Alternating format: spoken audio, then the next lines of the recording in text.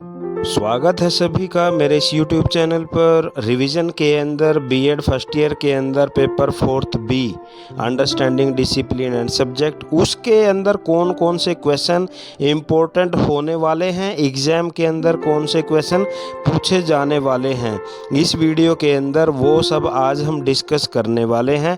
अगर चैनल को आपने अभी तक सब्सक्राइब नहीं किया है तो चैनल को सब्सक्राइब कर दें और बेल वाले बटन को ज़रूर दबा लें ताकि अगली वीडियो की नोटिफिकेशन आपको मिल जाए।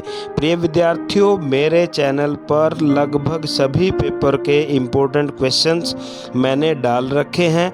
अगर आपने किसी भी पेपर के क्वेश्चन को सर्च करना है तो पेपर का नाम लिख के सामने उसके डिजिटल KNL कोचिंग लिख के आप सर्च कर सकते हैं। सभी क्वेश्चन आपके एग्ज़ाम के पॉइंट ऑफ व्यू से इम्पोर्टेंट होने वाले हैं।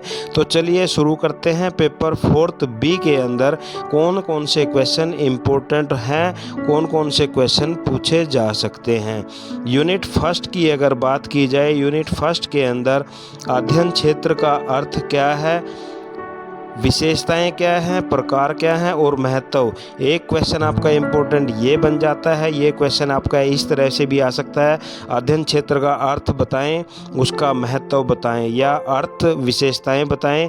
तो इस तरह से ये क्वेश्चन पूछा जा सकता है। उसके बाद नेक्स्ट क्वेश्चन बनता है अध्ययन क्षेत्रीय ज्ञान का अर्थ, प्रकृति तथा विद्यालय पाठ्यक्रम के अंदर अध्ययन क्षेत्रीय ज्ञान की भूमिका। ये भी एक मोस्ट इम्पोर्टेंट क्वेश्चन बन जाता है।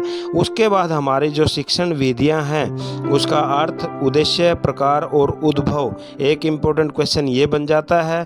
और एक क्वेश्चन आपका बनता है जो आपके एग्जाम के अंदर पूछा जा सकता है, कौन कौन सी शिक्षण विधियां हैं, जैसे भाषण विधि हो गया, वाद विवाद विधि है, पाठ्य पुस्तक, प्रोजेक्ट विधि, समस्या समाधान विधि, आगमन निगमन विधि। एक क्वेश्चन आपका इनमें से आपके एग्जाम के अंदर पूछा जा सकता है। यानी यूनिट फर्स्ट के अंदर 4 क्वेश्चन मैंने आपको बताए हैं। इन 4 में से 2 क्वेश्चन आपको 100% आपके मिलने वाले हैं। उसके बाद अगर यूनिट सेकंड की बात की जाए तो यूनिट सेकंड के अंदर जो इम्पोर्टेंट क्वेश्चन बनते हैं, पाठ्यक्रम का अर्थ, लक्ष्य, उद्देश्य तथा महत्व।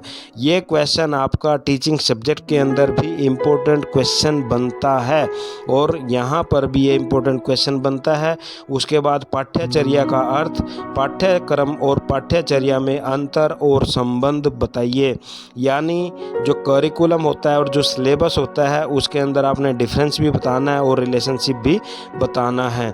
उसके बाद विद्यालय विषयों के लिए पाठ्यक्रम निर्माण के सिद्धांत, प्रभावित करने वाले तत्व और मूल्यांकन हेतु विधियां।